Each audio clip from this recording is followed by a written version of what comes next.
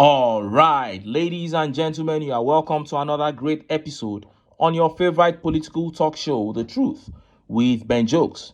As we speak, there is serious tension in all the regions in Nigeria, especially the southwest, and all the issues stem from mismanagement of resources, abuse of power, and gross incompetence and complicity on the side of the APC government. Chief Edwin Clark dies at 97. May God rest his soul. Another nonagynarian, Pa Adebanjo, died 2 days ago. And all these ought to be gentle reminders that we will not live here on earth forever. So we should be cautious in our dealings. But Nigerian politicians will never see that. They continue to grow in their greed and wickedness, with their leader, TINUBU, taxing the hell out of Nigerians, not minding, not caring how people would get by, and still failing in his primary duty, which is to ensure the security of lives and properties. And few hours ago, another brutal security report came out of the state with the most annoying APC governor, in my opinion. This governor goes around telling the people of his state that TINUBU is the Messiah. He almost tells the people of his state that TINUBU owns the air they breathe, even when his people are being killed in their scores daily by Fulani herdsmen. The state has been brutally hit once again by herdsmen. And the next top story is that heavy protest in AJEGUNLE, Lagos State. The hardship of the 2025, as predicted, will be worse than what Nigerians saw in 2024. And this time around, the people of AJEGUNLE took to the streets to protest against the wickedness of the TINUBU regime. Before I show you details of these top stories and how Nigerians reacted, let me quickly show you these videos. The first one here is a clip from the invasion of the Lagos State House of Assembly by DSS officials. Former Speaker Obasa, who was impeached, is fighting hard to unseat the present Speaker Mojisola Miranda. And as a man connected to Aso Rock, Obasa was able to get DSS to invade the Lagos State House of Assembly. Let's take a look at a short clip from that invasion before I give my opinion on that matter. See the video. You cannot do this here. This is House of Assembly. You cannot do this here. You cannot do this here. This is House of Assembly. You cannot kill us. You cannot kill us. You cannot kill us. You will not kill us here. You cannot kill us. This is House of Assembly. You cannot kill us. What's wrong with you? This is House of Assembly. You cannot kill us. You will not kill us. We will stand our ground. You cannot kill us. What's going on? You cannot kill us. You will not kill us. Christian, let's be happy. Let's be happy for you. No, you will not kill us. We stand our ground. Let's have ourselves for content. What's going on? Let's be happy. Let's be happy. Let's be happy. Let's be happy. Let's be happy for you. You know what? You saw that. DSS trying to force themselves into the Lagos State Assembly complex there. And according to reports, the DSS eventually sealed the offices of the Speaker and the Deputy Speaker of the Lagos State Assembly. And this is purely a case of TINUBU's dictatorship. Some people are trying to act as if TINUBU has no hand in all these. One APC chief even went to channels and said TINUBU has bigger headache, that Sanwo-Olu should step in this matter. That is pure hypocrisy and deception. The DSS boss couldn't have deployed DSS officers to the Lagos State Assembly if TINUBU didn't approve of it. And if he does that, he will be sacked immediately. So we should have heard of his sack by now. When Obasa was removed and he came back from his journey abroad, he went straight to Aso Rock and boasted that he cannot be removed. And now we are seeing the DSS invade the Lagos Assembly and you are trying to exonerate Aso Rock? No. This is purely a case of TINUBU being a dictator.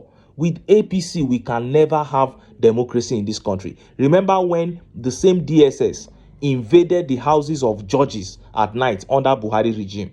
If we desire democracy as a people, we must come together and put an end to APC. Point blank, period. The next video here talks about another serious case of abuse of power in Osun State. There is a misinterpretation of a court judgment in a case between the ruling party PDP and the APC. Now, Tinubu's minister Oyetola, representing the APC, is trying to use the police and other security agencies to bully the sitting governor Adeleke. Listen to Honorable Bamidele, the leader of the Osun State Caucus House of Rep, speak on this matter. See the video. Mr. Oyetola held a meeting in his country home in Iragbiji 3 days ago, where he addressed leaders of the All Progressive Congress and told them that he had secured the cooperation of the police and the security agents to lead those sacked officials back to office. He said so many other things, at that meeting. So the governor of the state, don't forget, that's the chief security officer of the state. That is the man who should call the shot as far as the security issue is concerned in Osun State. He's the man who has the powers to call the police, the DSS, and security agencies and give them, directives on maintaining law and order. As we speak, the Minister of Marine and Blue Economy has assumed that position because of his assumed closeness to the presidency. And that is what he said at the meeting that he held, that he is very close to the president, he could do anything. And we say this is impunity, this is illegality, and this is also wicked. What do we say about the number of lives that have been lost as a result of this violent, attempt to take over local government in this?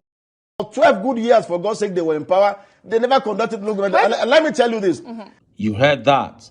The bone of contention here is the local government leadership. APC Minister Oyetola wants to be the one to install local government chairmen in Osun State. Of course, he is a former governor of the state. As a matter of fact, he is the immediate past governor. But today he is a minister. Why does he still want to be the one controlling the state? It's similar to what Wike wants to do in Rivers State. These men basically see these states as their properties. They don't want to let go. They want to keep milking the states. And of course, their counterparts, the PDP, who are also trying to get control of the local governments, are also trying to get the control so that they can milk the states. This is why I was never excited about the local government autonomy thing when it was granted to local governments in Nigeria. I knew that the dominant political figures in each state will not allow the local governments to truly have autonomy. So the whole thing was just a charade. Now, Tinubu, you said you have granted local government autonomy. Then a minister under you is going back to his state to go and fight to install local government chairmen. You are not saying anything. Wike did the same thing in Rivers State, trying to be the one to install local government chairmen. You didn't call them to order. So what is the autonomy that you claim to have granted the local governments? So everything about the APC is just propaganda and lies. If Nigerians don't rise to end the APC, that party will completely ruin this country. I have no doubt about that. Now, let us look at the details of the top stories. First is that terrible update coming out of the APC-led Benue State.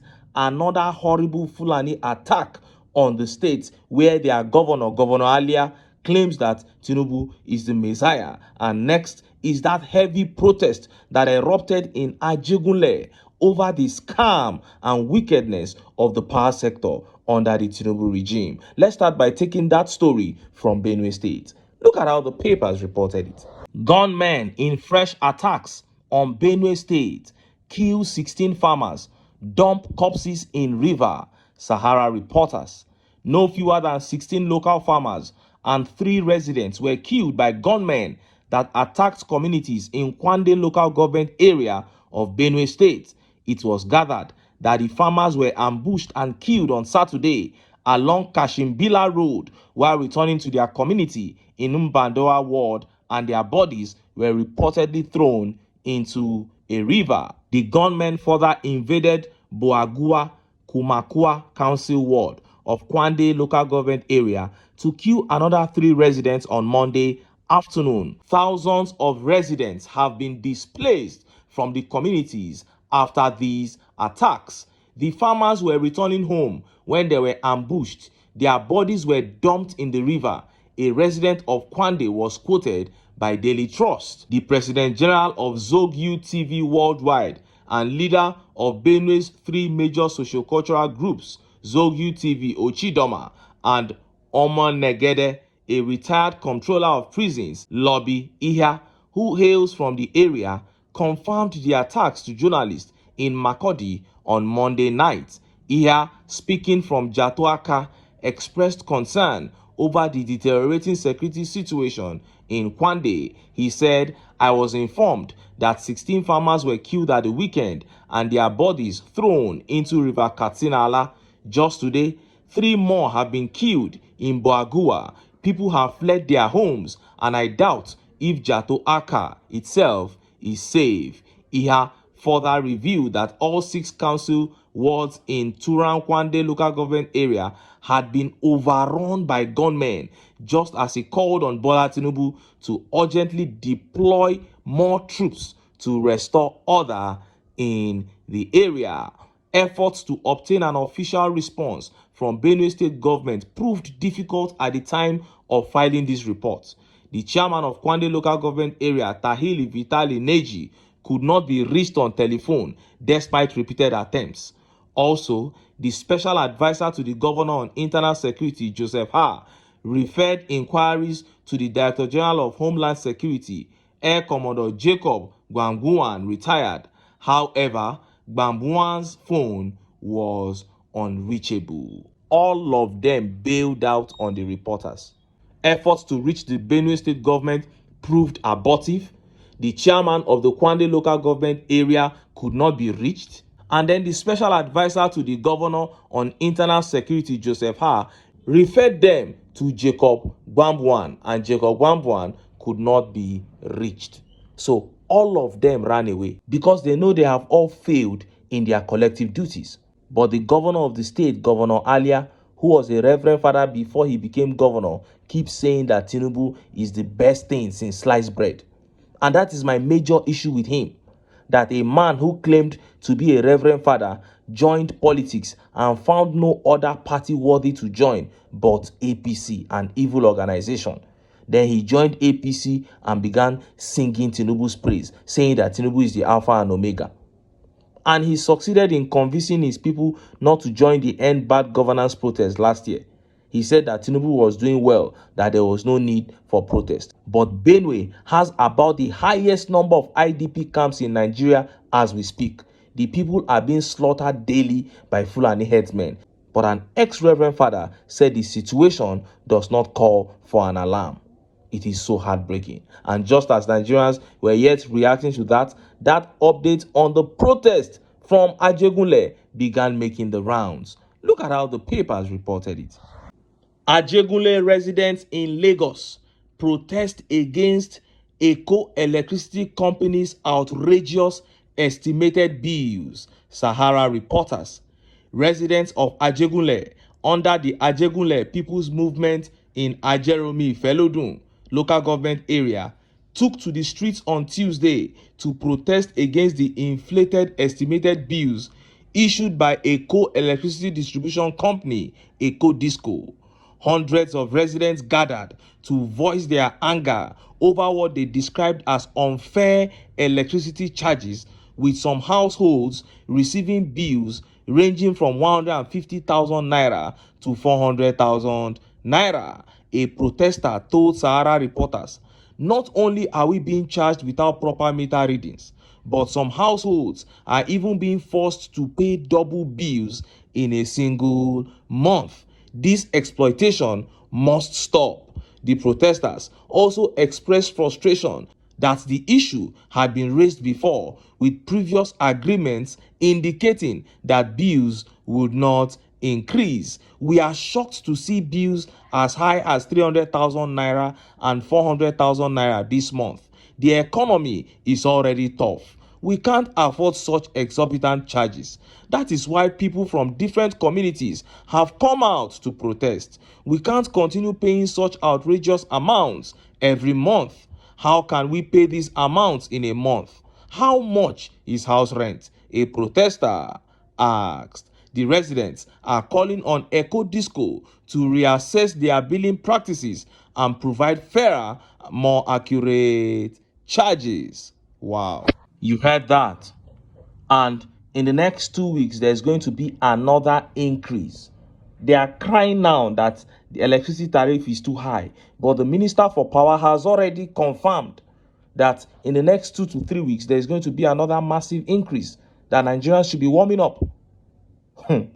Nigerians will face unimaginable suffering this year.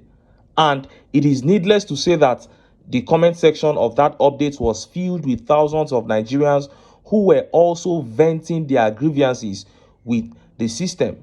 These protesters here are from AJEGUNLE, but the reactions from Nigerians showed that the issue of inflated bills and poor power supply is happening all over Nigeria. It's a national issue. And it is simple. This is just a scam going on in the power sector. When they came up with the whole band A, band B issue, which has led to these outrageous bills today, we were told that only very rich people would have to pay so high. But we didn't believe them. We said this is a scam. When this thing starts now, they will just start throwing the bills around. Today, what is happening? A household of 4 is being billed 150,000 naira. And before you know, they will just go and disconnect them and nothing will happen. They will disconnect them so that they will have enough power to sell to other willing buyers, even in neighboring countries. That is treason. It's a treasonable offense. These guys have ruined this country. Check this out. Nigerians all over the country are crying over electricity tariffs. Yet, TINUBU claims that he is paying subsidy. He said he's paying subsidy like this, so with this present tariff that we are crying over, meaning he will still remove that subsidy and the current tariffs we are crying about will become a joke compared to what will come. So, what do we have? Electricity tariffs increased, school fees increased, medical bills. If you fall sick in this country now and you go to a hospital to treat yourself, that is when you understand what is happening to the prices of medications in Nigeria now. I think is even worse than what has happened to food. Or let me say it's as bad as what has happened to food. Prices of medications in Nigeria at the moment. Then transportation increase. People can no longer move from one point to another freely because the cost of transportation quadrupled. And now that everything has increased, Christian, Muslim, light-skinned, dark-skinned, male, female, everybody alike is suffering from the pains of this failure of leadership. And this is exactly what Peter Obi was telling Nigerians, that bad leadership does not know tribe and religion. Bad leadership does not know gender. That Nigerians must think about their own common good and come together and unite to take their country back. Now, somebody will say, but Nigerians actually did vote Obi into power. The point has already been made by many prominent Nigerians that if Nigerians want democracy, they will not get it at the ballot, or it is not the ballot alone that they will depend on to get it. Nigerians must be ready to do the right thing at the ballot and also stand their ground to violently oppose all the deception, the gimmicks, and the rigging of the evil APC. This is what Nigerians must do, and no single ethnic group, no single gender, no single religion can do it. Nigerians must think about their own common good, cast aside all their sentiments, and unite to take their country back. But until then, make I still enter town. Make I go get some ogbonge political news wey una go like. Why? Because of una. Now I dey here, so don't go away. Don't go away.